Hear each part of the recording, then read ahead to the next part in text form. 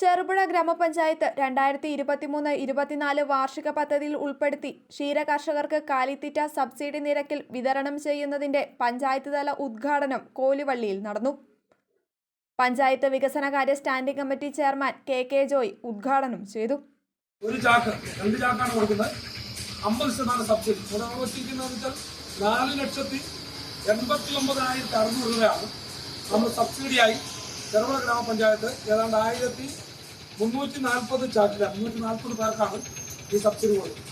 അപ്പോൾ നമ്മുടെ ചെറുപുഴ പഞ്ചായത്തിൽ 5 കേന്ദ്രങ്ങൾ, ഒന്ന് ചെറുപുഴയാണ്, മറ്റൊന്ന് പ്രാപ്പോലാണ്, മറ്റൊന്ന് തിരുനെയിലാണ്, മറ്റൊന്ന് കോഴിച്ചാലാണ്, ഒന്ന് കോലുവള്ളിയാണ്. അതിൻ്റെ പഞ്ചായത്ത് തലത്തിലുള്ള ഉദ്ഘാടനമാണ്. മറ്റ് അടുത്ത ദിവസങ്ങളിലൊക്കെ കൊടുക്കും. അപ്പോൾ നമ്മളിപ്പോൾ കഴിഞ്ഞ ദിവസം ആട് വിതരണം നടത്തി. പെണ്ണാട് വിതരണമാണ് നടത്തിയത്.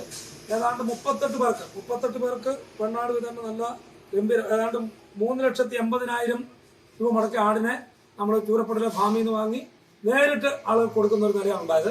അതുപോലെ മറ്റ് കോഴി വിതരണം ഇതിനോട് നടത്തിയത് 1,190 പേർക്ക് 5,950 കോഴിയാണ് ഇത്. ഏതാണ്ട് നമ്മുടെ ഡോക്ടറുടെ നേതൃത്വത്തിലുള്ള ആ ടീമിന്റെ എല്ലാ പ്രവർത്തനവും ഏതാണ്ട് പരിപൂർണതയിലേക്ക്, പദ്ധതിയുടെ പ്രവർത്തനം പരിപൂർണതയിലേക്ക് എത്തുകയാണ്. പഞ്ചായത്ത് അംഗം ജോയ്സി ഷാജി അധ്യക്ഷയായി.